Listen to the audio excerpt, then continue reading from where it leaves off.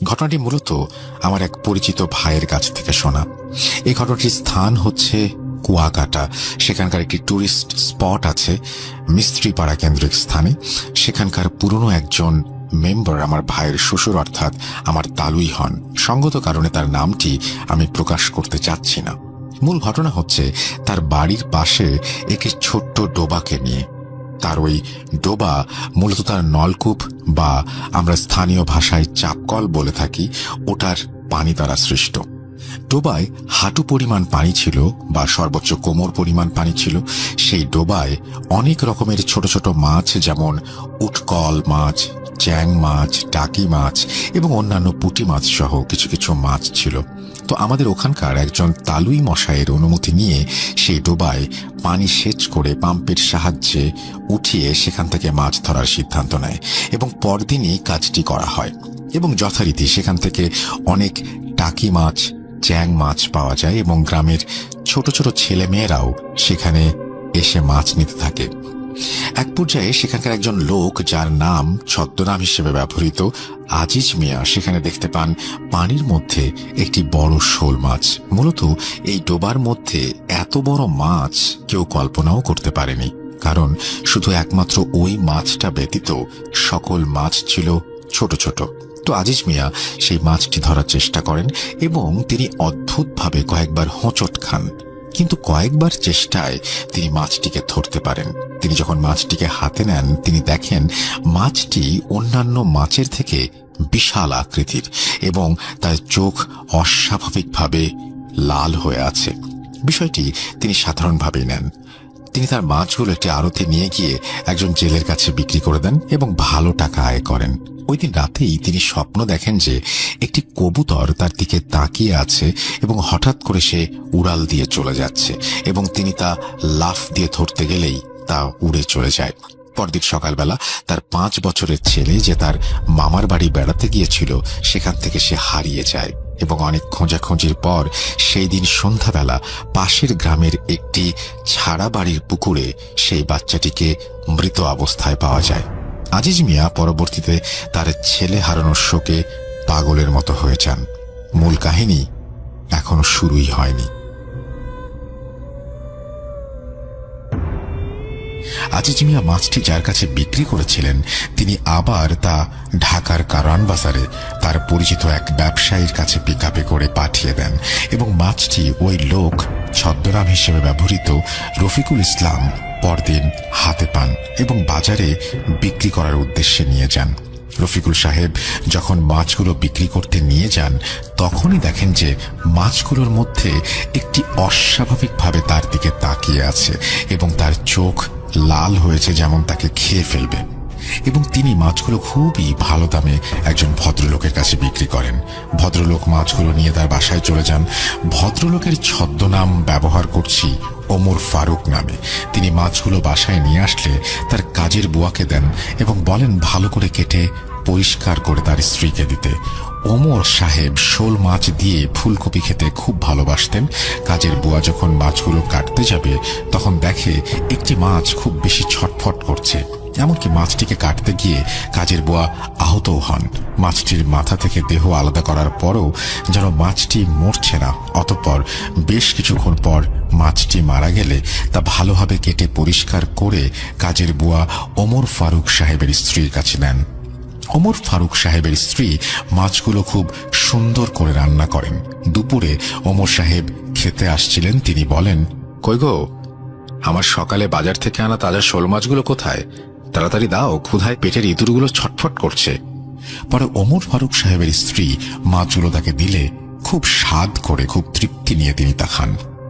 সেদিন রাতেই ফারুক সাহেবের স্ত্রীর চিৎকার শুনে ফারুক সাহেবের ঘুম ভেঙে যায় এবং তিনি দেখেন যে তার স্ত্রী খাট থেকে পড়ে ফ্লোরে কেমন গোঙাচ্ছেন। ফারুক সাহেব সাথে সাথে তার স্ত্রীকে ধরে জোরে জোরে আয়াতুল কুরসি পড়তে থাকেন।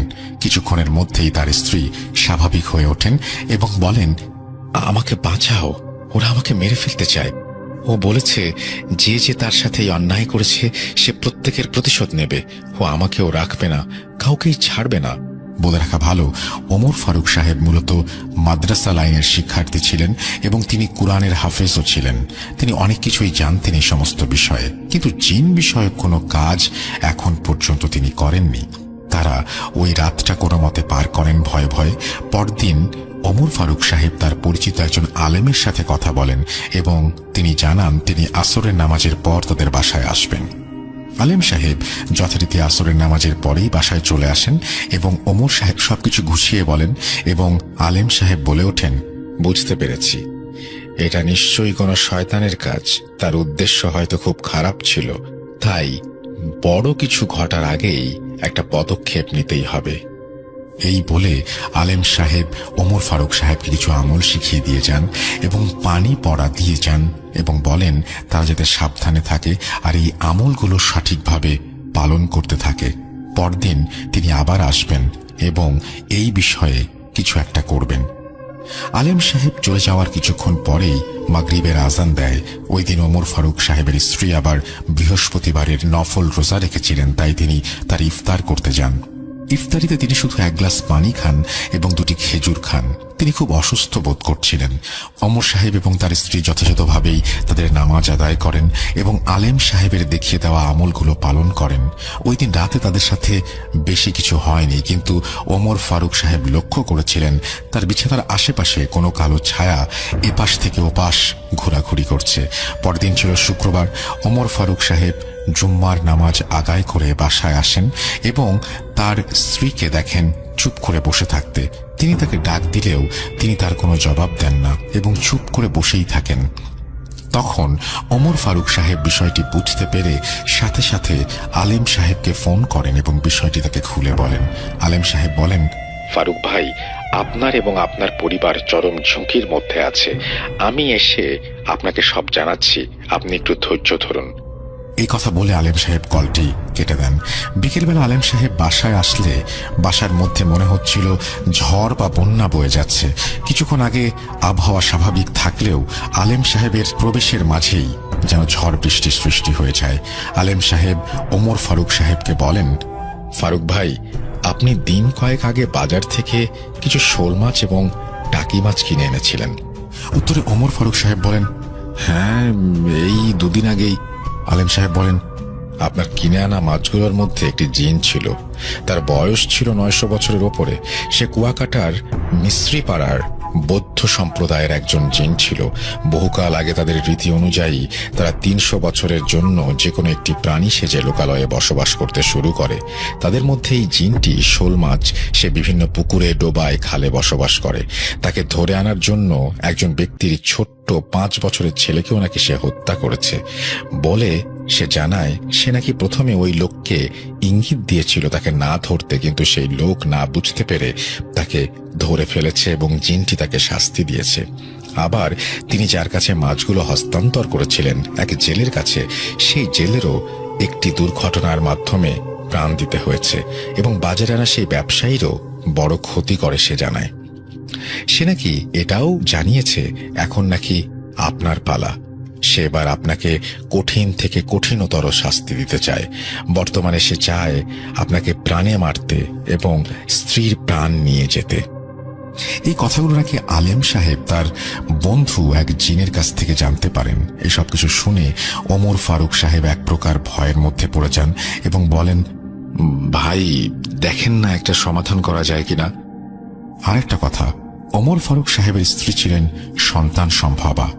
তিনি তখন আলেম সাহেবকে বলেন, যে করে হোক আল্লাহর ওয়াস্তে আপনি আমাদের সাহায্য করুন। তখন আলেম সাহেব ওমর ফারুক সাহেবকে একজন হুজুরের কথা বলেন, যিনি ঢাকার কোনো এক জায়গায় জিন সম্পর্কিত রোগীদের চিকিৎসা দিয়ে থাকেন।